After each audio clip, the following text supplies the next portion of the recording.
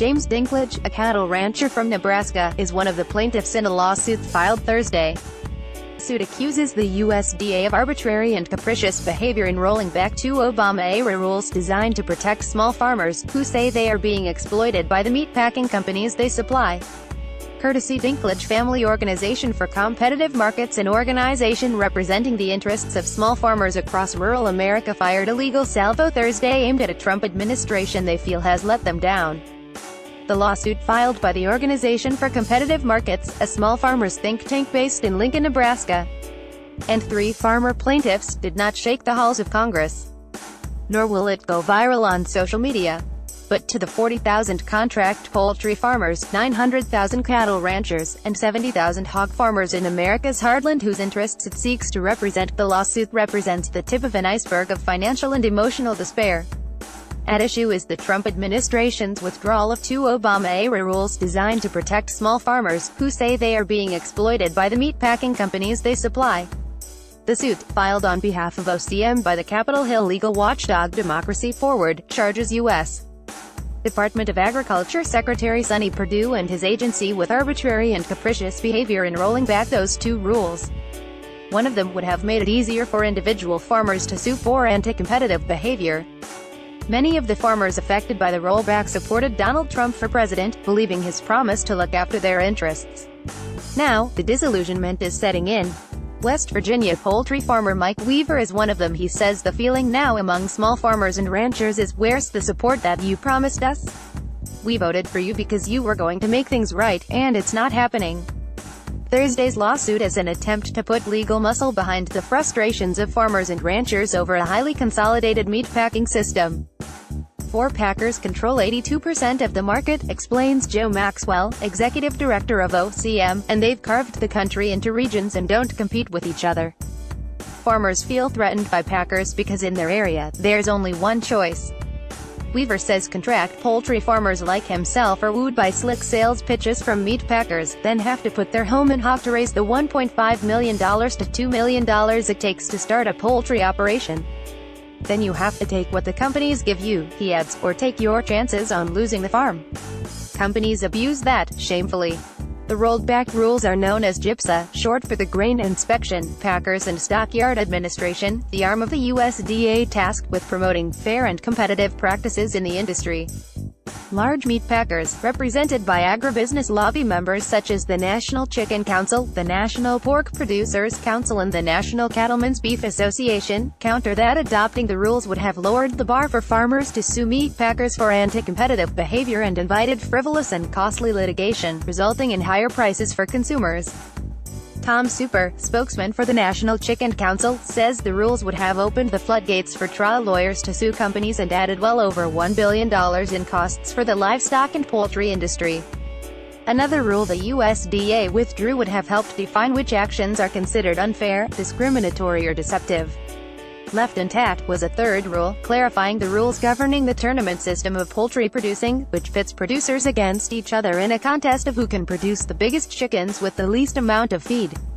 The 1921 Packers and Stockyards Act was originally drafted to offer small farmers protection from the predatory, retaliatory and non-transparent practices of large packers, says Barbara Patterson of the Washington, D.C.-based National Farmers Union. Over time, though, she says, the courts have slowly eroded that original intent. The USDA, in response to a request for comment, issued a statement pointing out that it had based its decision in part on public comments, many of which had noted that the purpose of the Packers and Stockyards Act is to protect competition, not individual competitors. The statement also said the agency's action was consistent with President Trump's executive order to reduce regulations and control regulatory costs. USDA says it remains committed to protecting fair trade practices in competitive markets. The case of Tennessee poultry farmer Alton Terry illustrates the type of abuses that small contract poultry farmers allege. Terry bought his poultry farm in 2001 and entered into a contract with Tyson Foods. Farmers are provided chicks, feed and Tyson's technical expertise, and their pay is tied to the weight of the finished poultry. Critics say the system is unfair, because it lacks transparency and leaves farmers' pay subject to factors they largely can't control, like the quality of chickens they receive. After becoming active with a statewide farmers advocacy group, Terry alleged in a lawsuit against Tyson Farms that the meat packer would not let him watch his birds being weighed. Farmers have charged that packers retaliate against perceived troublemakers by sending them poor feed or unhealthy chicks and weighing poultry behind closed doors, which they say leaves them vulnerable to being cheated on price. Terry filed a complaint with USDA in 2005. The following year, Tyson declined to renew his contract. He was eventually forced to declare bankruptcy. In 2010, the U.S. Court of Appeals in Cincinnati sided with Tyson Farms, stating that the law required Terry prove that harm was done not just to him but also to the entire industry. At about the same time that trial was underway, the newly installed Obama administration launched an exhaustive 8-year negotiation process to strengthen protections for small farmers. Faced with fierce resistance from Big Meat and its congressional allies, the USDA's efforts at reform took a beating, in the end producing the 3 rules set to be implemented a month after Obama left office. But that never happened. On Inauguration Day, the Trump White House issued a memorandum postponing the effective date of the rules by 60 days. Several more delays followed. Then in October, the USDA announced the complete withdrawal of 2 of those rules. The following month, Purdue announced that GIPSA's functions would be folded into the USDA's Agricultural Marketing Services arm. This move basically gives GIPSA a demotion, explained Sally Lee, Associate Director of the Rural Advancement Foundation International, which offers family farms expertise in long-term contract farming. Making it a sub-agency of AMS potentially has inherent conflicts of interests, says Lee.